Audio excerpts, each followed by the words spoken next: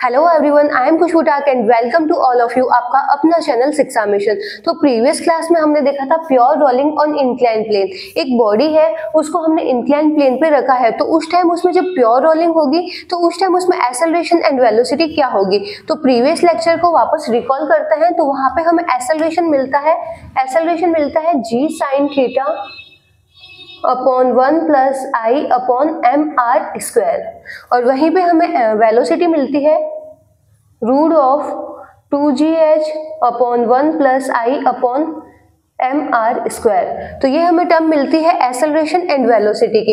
अब आज यहाँ पे हम 3 न्यू क्वेश्चंस देखेंगे। विच फ्रिक्शन इज एक्ट हियर। जब बॉडी प्योर रोलिंग की कंडीशन में होती है तो यहाँ पे किस टाइप का फ्रिक्शन यहाँ पे एक्ट करेगा, तो हमें यहाँ पे ये देखना है। सेकंड क्वेश्चन क्या है, how much coefficient of friction required. यहाँ पे हमें कोफिशिएंट ऑफ फ्रिक्शन मतलब म्यू की वैल्यू कितनी रिक्वायर्ड होनी चाहिए, कितनी चाहिए कि यहाँ पे प्योर रोलिंग पॉसिबल हो। एंड थर्ड क्वेश्चन है, is conservation of mechanical energy is valid here. तो यहाँ पे जब बॉडी प्योर रोलिंग की कंडीशन में होगी तो यहाँ पे कंजर्वेशन ऑफ मैकेनिकल एनर्जी यहाँ पे अप्लाई होगा या नहीं होगा। तो लेते हैं अपन पहले फर्स्ट क्वेश्चन को, तो देखते हैं क्या है कि first question, which friction is act here. जब बॉडी प्योर रोलिंग की कंडीशन में होगी तब यहाँ पे किस टाइप का फ्रिक्शन एक्ट करेगा। तो यहाँ पे हम प्योर रोलिंग की कंडीशन क्या देखते हैं कि जो पॉइंट ऑफ कॉन्टेक्ट होता है, यहाँ पे पॉइंट ऑफ कॉन्टेक्ट क्या है, पी। पॉइंट ऑफ कॉन्टेक्ट क्या होता है, जो ये बॉडी है, बॉडी यहाँ पे पी पॉइंट से क्या कर रही है, सरफेस से टच हो रही है, तो ये पॉइंट ऑफ कांटेक्ट पे हमें रिलेटिव वेलोसिटी क्या मिलती है, जीरो।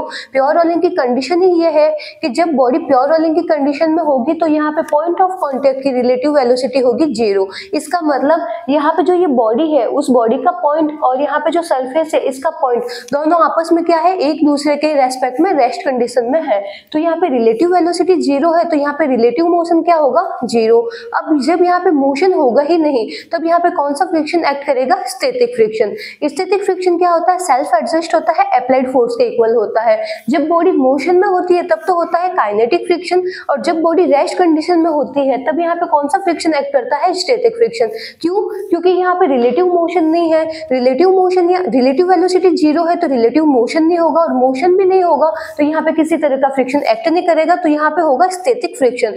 काइनेटिक फ्रिक्शन यहाँ पे एक्ट नहीं करेगा। तो यहाँ पे जो फ्रिक्शन एक्ट कर रहा है वो तो है स्टैटिक फ्रिक्शन। अब यहाँ पे हम वैल्यू को फाइंड आउट करेंगे।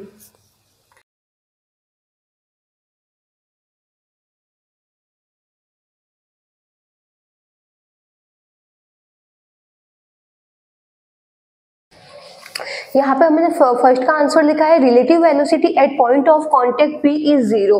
प्योर रोलिंग की कंडीशन क्या होती है कि पॉइंट ऑफ कांटेक्ट पे रिलेटिव वेलोसिटी जीरो होती है। जब यहाँ पे रिलेटिव वेलोसिटी ही जीरो है मतलब यहाँ पे जो रिलेटिव मोशन है वो क्या है, यहाँ पे अब्सेंट है। रिलेटिव जब मोशन ही नहीं है तो यहाँ पे कौन सा फ्रिक्शन है, स्टैटिक फ्रिक्शन है।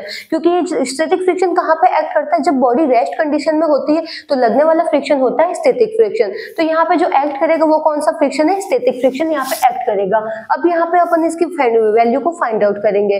तो हम देख रहे हैं जो mg sin थीटा है और f है, दोनों आपस में क्या है, ऑपोजिट एंगल पे ऑपोजिट एक्ट कर रहे हैं। तो mg sin थीटा को लेते हैं positive, mg sin theta minus f। Net force किसके बराबर होता है, ma के, तो यहाँ पे लिखते हैं ma। अब यहाँ पे हमने एक्सेलरेशन की वैल्यू क्या फाइंड आउट की थी, a बराबर g sin theta upon 1 plus I upon M R square. तो यहाँ पे a की जगह यहाँ पे ये हम वैल्यू को लिखेंगे। यहाँ से फ्रिक्शन फोर्स को कैलकुलेट करते हैं तो फ्रिक्शन फोर्स मिल जाएगा हमें यहाँ पे mg sin theta minus ma। यहाँ से फर्स्ट हमने क्या लिखा है, नेट फोर्स की इक्वेशन लिखी है। अब यहाँ से हमने फ्रिक्शन को फाइंड आउट किया तो वो हमें मिलता है mg sin theta minus ma। अब यहाँ पे एक्सेलरेशन की वैल्यू को यहाँ पे पुट करेंगे।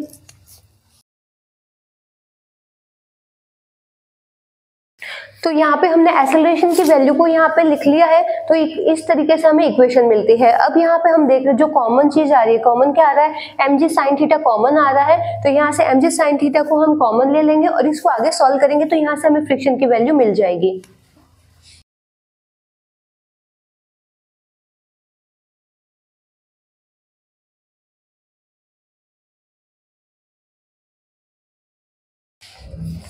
तो जब यहाँ पे हम वैल्यू पुट करते हैं a की g sin theta upon 1 plus I upon M R square, फिर अपन इसको आगे mg sin थीटा को कॉमन लेते हैं और सॉल्व करते हैं, तो यहाँ पे हमें फ्रिक्शन की वैल्यू मिलती है mg sin theta into I upon I plus m are square. तो ये है फ्रिक्शन। कौन सा फ्रिक्शन है? यहाँ पे स्टैटिक फ्रिक्शन है। तो यहाँ पे लिख लेते हैं ये है एक्ट कर रहा है। वो कौन सा फ्रिक्शन एक्ट कर रहा है? यहाँ पे स्टैटिक फ्रिक्शन यहाँ पे एक्ट कर रहा है।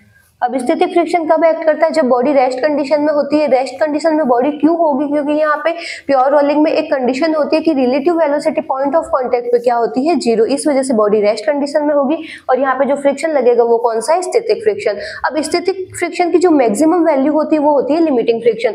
बॉडी मैक्सिमम कितने फोर्स तक खुद को रेस्ट कंडीशन में होल्ड करके रख सकती है, तो उस टाइम उस पर जो फ्रिक्शन एक्ट करता है वो होता है लिमिटिंग फ्रिक्शन। तो लिमिटिंग फ्रिक्शन की वैल्यू हमें क्या मिलती है? लिमिटिंग फ्रिक्शन होता है म्यू एन, जहाँ पे म्यू होता है coefficient of friction and N होता है नॉर्मल रिएक्शन। और ये नॉर्मल रिएक्शन फोर्स कौन अप्लाई करता है? ये अप्लाई करता है सरफेस। बॉडी जिस सरफेस से कांटेक्ट में है वो सरफेस 90 डिग्री के एंगल पे एक फोर्स को अप्लाई करता है, वो होता है नॉर्मल रिएक्शन फोर्स। अब यहाँ पे नॉर्मल रिएक्शन फोर्स क्या लगेगा? बॉडी यहाँ पे इससे पॉइंट ऑफ कॉन्टेक्ट पे है, तो नॉर्मल रिएक्शन फोर्स क्या लगता है? 90 डिग्री के एंगल पे। तो सरफेस से 90 डिग्री के एंगल पे एक्ट कर रहा है नॉर्मल रिएक्शन फोर्स। तो एन, अगर अपन यहाँ पे फोर्स को अगर कैलकुलेट करें तो एन किसके बराबर आ जाएगा? mg cos थीटा के इक्वल। तो यहाँ से लिमिटिंग फ्रिक्शन देखते हैं। लिमिटिंग फ्रिक्शन हमें क्या मिलता है? म्यू, और एन की जगह हम क्या लिखेंगे? mg cos theta. क्यों? क्योंकि नॉर्मल रिएक्शन फोर्स किसके इक्वल है? mg cos थीटा के। तो यहाँ से हमें लिमिटिंग फ्रिक्शन मिलता है म्यू mg cos थीटा। तो यहाँ पे प्योर रोलिंग की क्या कंडीशन है? अगर बॉडी को प्योर रोलिंग करवानी है तो वहाँ पे जो स्टैटिक फ्रिक्शन एक्ट होगा वो कितना एक्ट होना चाहिए?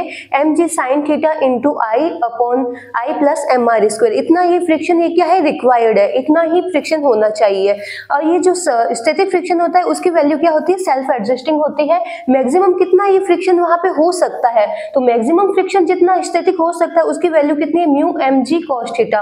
तो ये तो है रिक्वायर्ड फ्रिक्शन, और रिक्वायर्ड फ्रिक्शन की जो मैक्सिमम वैल्यू है वो इतनी हो सकती है। तो प्योर रोलिंग की कंडीशन क्या है कि जो स्टैटिक फ्रिक्शन है वो लिमिटिंग फ्रिक्शन से छोटा होना चाहिए या इक्वल हो सकता है। तो ये बॉडी क्या होगी? प्योर रोलिंग की कंडीशन में होगी। यहाँ पे हमने क्या देखा है? यहाँ पे कौन सा फ्रिक्शन एक्ट करता है? फ्रिक्शन एक्ट करता है स्टैटिक। क्यों? क्योंकि यहाँ पे जो पॉइंट ऑफ कांटेक्ट होता है, पॉइंट ऑफ कांटेक्ट पे रिलेटिव वेलोसिटी होती है 0, तो मोशन नहीं होगा। और जब मोशन नहीं होता है तो बिना मोशन वाला फ्रिक्शन जो होता है वो होता है स्टैटिक फ्रिक्शन।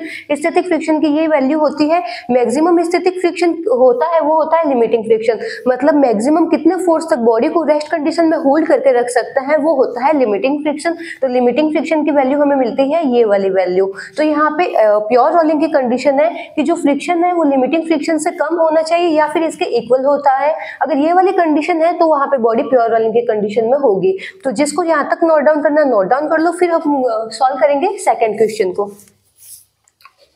नेक्स्ट क्वेश्चन लेते हैं। तो नेक्स्ट क्वेश्चन है how much coefficient of friction required. Pure rolling की कंडीशन में कोफिशिएंट ऑफ फ्रिक्शन की वैल्यू कितनी होनी चाहिए कि वहां पे प्योर रोलिंग पॉसिबल है?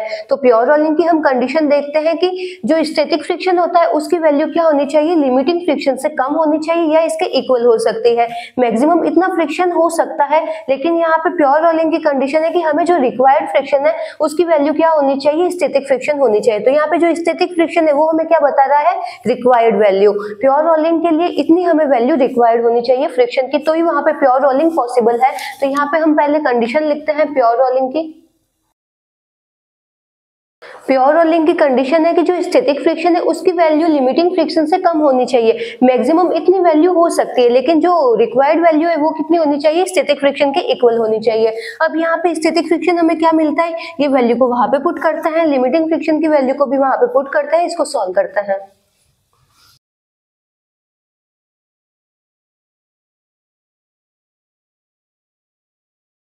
तो यहाँ पे हमें म्यू की वैल्यू, कोफिशिएंट ऑफ फ्रिक्शन की वैल्यू क्या मिलती है? tan theta into I upon I plus m are square. अगर प्योर रोलिंग हमें करवानी है तो कोफिशिएंट ऑफ फ्रिक्शन की वैल्यू इससे ग्रेटर या फिर इक्वल हो सकती है, तभी यहाँ पे प्योर रोलिंग पॉसिबल है। तो यहाँ पे हमने कंडीशन क्या लगाई थी? प्योर रोलिंग के लिए जो स्टैटिक फ्रिक्शन है उसकी वैल्यू लिमिटिंग फ्रिक्शन से कम होनी चाहिए, मतलब जो रिक्वायर्ड फ्रिक्शन है उसकी वैल्यू मैक्सिमम इतनी यहाँ पे होगी वैल्यू, तो वहाँ पे प्योर रोलिंग पॉसिबल है। अगर इससे ज्यादा अगर वैल्यू होगी तो वहाँ पे प्योर रोलिंग पॉसिबल नहीं है, इतनी वैल्यू पे ही प्योर रोलिंग हो सकती है। ये तो है इसकी मैक्सिमम वैल्यू, जबकि रिक्वायर्ड वैल्यू हमें ये मिलती है। स्टैटिक फ्रिक्शन की वैल्यू लिमिटिंग फ्रिक्शन से के इक्वल या फिर इससे छोटी होनी चाहिए। जब यहाँ पे इक्वेशन को पुट करते हैं तो कोफिशिएंट ऑफ फ्रिक्शन हमें मिलता है tan theta into I upon I plus mr square. Coefficient of friction की वैल्यू अगर इससे बड़ी होगी तो ही वहां पे प्योर रोलिंग पॉसिबल है। जिसको सेकंड नोट डाउन करना नोट डाउन कर लो, फिर हम देखेंगे कंजर्वेशन यहाँ पे वैलिड है या नहीं है। नेक्स्ट क्वेश्चन देखते हैं। तो नेक्स्ट है, is conservation of mechanical energy is valid here.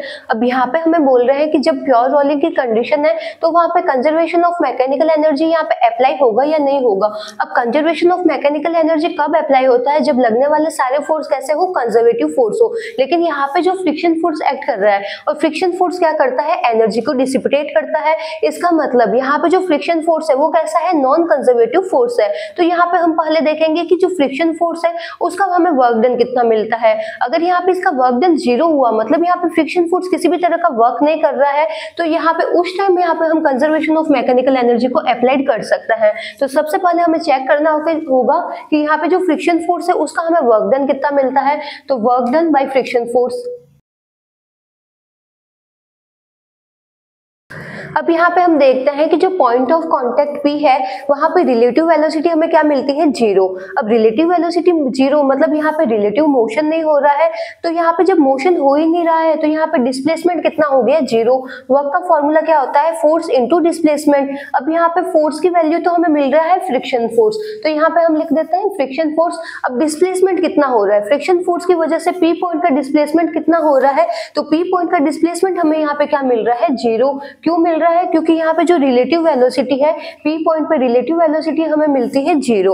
अब रिलेटिव वेलोसिटी 0 मतलब वहां पे ये बॉडी क्या है, रेस्ट कंडीशन में है। P पॉइंट यहाँ पे क्या है, रेस्ट कंडीशन में है, तो यहाँ पे इसका डिस्प्लेसमेंट हो गया 0। तो यहाँ पे इसका जो वर्क है वो हमें क्या मिलता है, 0 वर्क मिलता है। तो यहाँ पे फ्रिक्शन फोर्स एक्ट तो कर रहा है, लेकिन यहाँ पे फ्रिक्शन फोर्स का वर्क डन हमें क्या मिल रहा है, 0। तो यहाँ पे हम कंजर्वेशन ऑफ मैकेनिकल एनर्जी को अप्लाई कर सकते हैं। फ्रिक्शन फोर्स कैसा होता है, डिसिपिटेटिव फोर्स होता है, मतलब ये नॉन कंजर्वेटिव फोर्स है। लेकिन यहाँ पे इसका वर्क डन हमें 0 मिल गया, तो यहाँ पे हम कंजर्वेशन ऑफ मैकेनिकल एनर्जी को अप्लाई कर सकते हैं। अब यहाँ पे हम अप्लाई करेंगे तो यहाँ पे हम 2 पॉइंट लेते हैं, अपर पॉइंट ले लेते हैं A और लोअर पॉइंट ले लेते हैं B। तो A और B दोनों पॉइंट पे हमें जो टोटल एनर्जी है वो हमें क्या मिलेगी, इक्वल मिलेगी। कंजर्वेशन ऑफ मैकेनिकल एनर्जी का मतलब क्या है कि जो मैकेनिकल एनर्जी है वो यहाँ पे क्या रहेगी, conserve. Lowest point and highest point दोनों पे जो कंजर्वेशन ऑफ मैकेनिकल एनर्जी हमें क्या मिलेगी, इक्वल। और एनर्जी, टोटल एनर्जी क्या होती है, potential energy plus kinetic energy.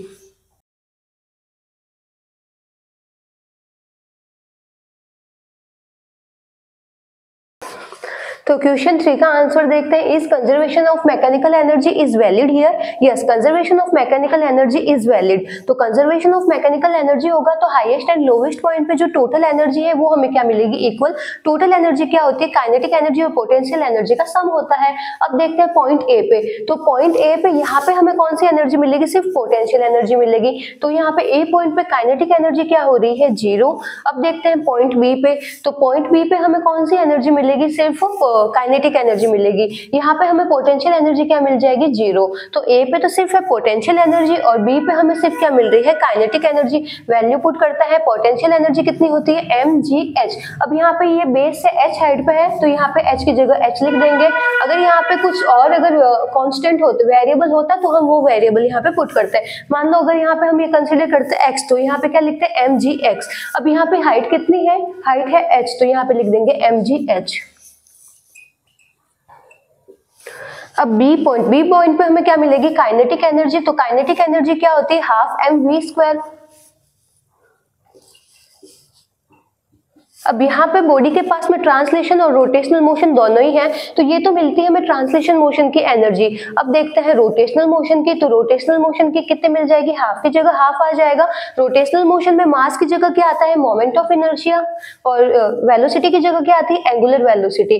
तो हमें ये मिल गई जो टोटल। अब हमें काइनेटिक एनर्जी क्या मिलती है, हाफ mv² ट्रांसलेशन मोशन की and half i⍵² rotational motion की। अब ये बॉडी क्या है, प्योर रोलिंग में है, तो प्योर रोलिंग की हमें कंडीशन क्या मिलती है, v = r ω। तो यहाँ से ओमेगा की वैल्यू क्या मिल जाएगी, v/r। तो ये वैल्यू हम पुट करेंगे इक्वेशन में।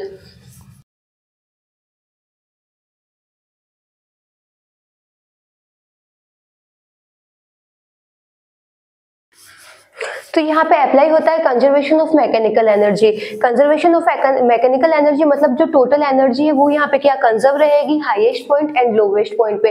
Kinetic energy plus potential energy at highest point, kinetic energy plus potential energy at lowest point will be equal. अब यहाँ पे देखते हैं हाईएस्ट पॉइंट पे हमें सिर्फ क्या मिलेगी, पोटेंशियल एनर्जी मिलेगी, और जो लोवेस्ट पॉइंट है वहां पे हमें सिर्फ काइनेटिक एनर्जी मिलेगी। अब काइनेटिक एनर्जी हमें दो मिलेगी, एक मिलेगी ट्रांसलेशन मोशन की और एक मिलेगी हमें रोटेशनल मोशन की। वैल्यू पुट करता है, यहाँ से mv² को यहाँ पे कॉमन लेते हैं तो यहाँ पे हमें अंदर मिल जाता है 1 + I/mr²। अब यहाँ पे m नहीं है तो m से मल्टीप्लाई और डिवाइड करता है तो ये नीचे वाली टर्म आती है mr²।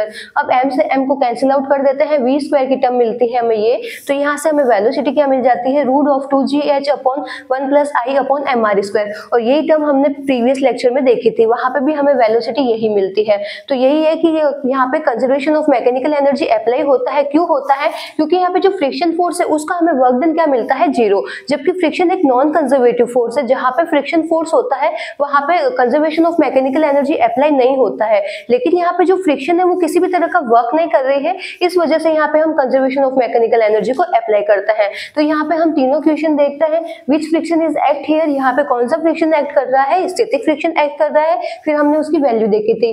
How much coefficient of friction required, तो यहाँ पे हमने देखा था प्योर रोलिंग की कंडीशन क्या होती है, जो रिक्वायर्ड फ्रिक्शन होता है उसकी वैल्यू लिमिटिंग फ्रिक्शन से कम होनी चाहिए। मैक्सिमम लिमिटिंग फ्रिक्शन तक की वैल्यू हो सकती है, लेकिन रिक्वायर्ड फ्रिक्शन है उसकी वैल्यू उससे कम होनी चाहिए। और यहाँ पे conservation of mechanical energy apply होता है, क्यों, क्योंकि यहाँ पे फ्रिक्शन फोर्स का वर्क डन हमें मिलता है 0। तो जिसको यहाँ तक नोट डाउन करना नोट डाउन कर लो, फिर हम कल करेंगे इस पे बेस जेईई मेंस और एडवांस में आने वाले न्यूमेरिकल्स। Thank you.